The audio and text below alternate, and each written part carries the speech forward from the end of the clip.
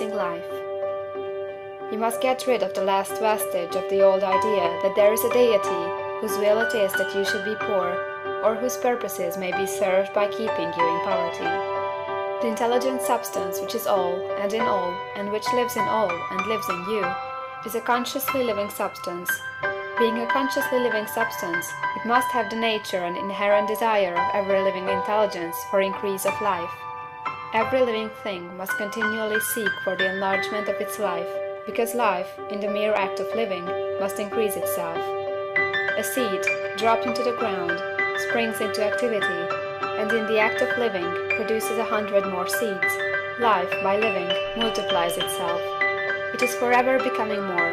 It must do so if it continues to be at all. Intelligence is under the same necessity for continuous increase. Every thought we think makes it necessary for us to think another thought. Consciousness is continually expanding. Every fact we learn leads us to the learning of another fact. Knowledge is continually increasing. Every talent we cultivate brings to the mind the desire to cultivate another talent.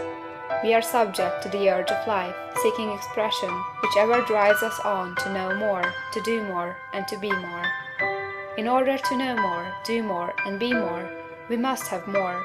We must have things to use, for we learn, and do, and become only by using things. We must get rich, so that we can live more. The desire for riches is simply the capacity for larger life seeking fulfillment. Every desire is the effort of an unexpressed possibility to come into action. It is power seeking to manifest which causes desire. That which makes you want more money is the same as that which makes the plant grow. It is life, seeking fuller expression. The one living substance must be subject to this inherent law of all life. It is permeated with the desire to live more. That is why it is under the necessity of creating things. The one substance desires to live more in you, hence it wants you to have all the things you can use. It is the desire of God that you should get rich. He wants you to get rich, because he can express himself better through you if you have plenty of things to use in giving him expression. He can live more in you if you have unlimited command of the means of life. The universe desires you to have everything you want to have. Nature is friendly to your plans. Everything is naturally for you. Make up your mind that this is true. It is essential, however, that your purpose should harmonize with the purpose that is in all. You must want real life, not mere pleasure of sensual gratification. Life is the performance of function, and the individual really lives only when he performs every function, physical, mental, and spiritual, of which he is capable, without excess in any. You do not want to get rich in order to live swinishly, for the gratification of animal desires. That is not life. But the performance of every physical function is a part of life, and no one lives completely who denies the impulses of the body a normal and healthful expression. You do not want to get rich solely to enjoy mental pleasures, to get knowledge, to gratify ambition, to outshine others, to be famous. All these are a legitimate part of life, but the man who lives for the pleasures of the intellect alone will only have a partial life, and he will never be satisfied with his lot. You do not want to get rich solely for the good of others, to lose yourself for the salvation of mankind, to experience the joys of philanthropy and sacrifice. The joys of the soul are only a part of life, and they are no better nor nobler than any other part.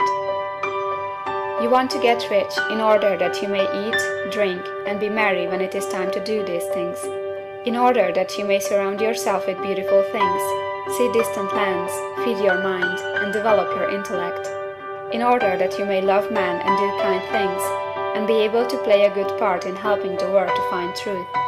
But remember that extreme altruism is no better nor nobler than extreme selfishness. Both are mistakes. Get rid of the idea that God wants you to sacrifice yourself for others, and that you can secure his favor by doing so. God requires nothing of the kind. What he wants you is that you should make the most of yourself, and for others. And you can help others more by making the most of yourself than in any other way. You can make the most of yourself only by getting rich. So it is right and praiseworthy that you should give your first and best thought to the work of acquiring wealth. Remember, however, that the desire of substance is for all, and its movements must be for more life to all. It cannot be made to work for less life to any, because it is equally in all, seeking riches and life. Intelligent substance will make things for you, but it will not take things away from someone else and give them to you. You must get rid of the thought of competition. You are to create, not to compete for what is already created. You do not have to take anything from anyone. You do not have to drive sharp bargains. You do not have to cheat or to take advantage. You do not need to let any man work for you for less than he earns. You do not have to covet the property of others, or to look at it with wistful eyes. No man has anything of which you cannot have the like, and that without taking what he has away from him. You are to become a creator, not a competitor. You are going to get what you want, but in such a way that when you get it, every other man will have more than he has now. I am aware that there are men who get a vast amount of money by proceeding in direct opposition to the statements in the paragraph above, and may add a word of explanation here. Men of the plutocratic type, who become very rich, do so sometimes purely by their extraordinary ability on the plane of competition, and sometimes they unconsciously relate themselves to substance in its great purposes and movements for the general racial upbuilding through industrial evolution. Rockefeller, Carnegie, Morgan, and others have been the unconscious agents of the supreme in the necessary work of systematizing and organizing productive industry, and in the end, their work will contribute immensely toward increased life for all. Their day is nearly over. They have organized production, and will soon be succeeded by the agents of the multitude, who will organize the machinery of distribution.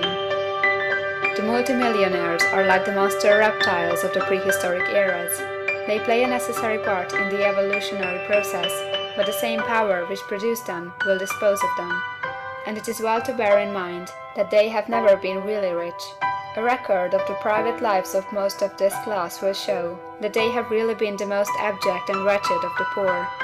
Riches secured on the competitive plane are never satisfactory and permanent. They are yours today and another's tomorrow. Remember, if you are to become rich in a scientific and certain way, you must rise entirely out of the competitive thought.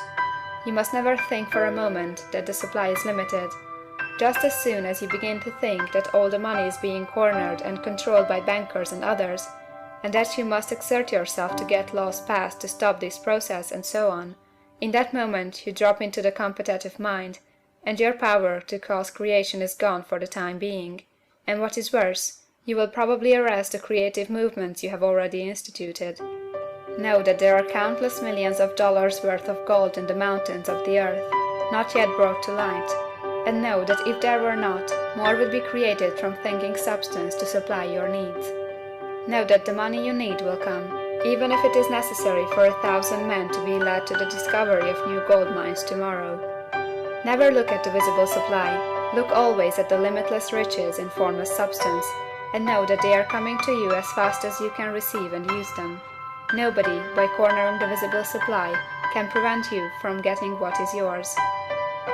So never allow yourself to think for an instant that all the best building spots will be taken before you get ready to build your house, unless you hurry.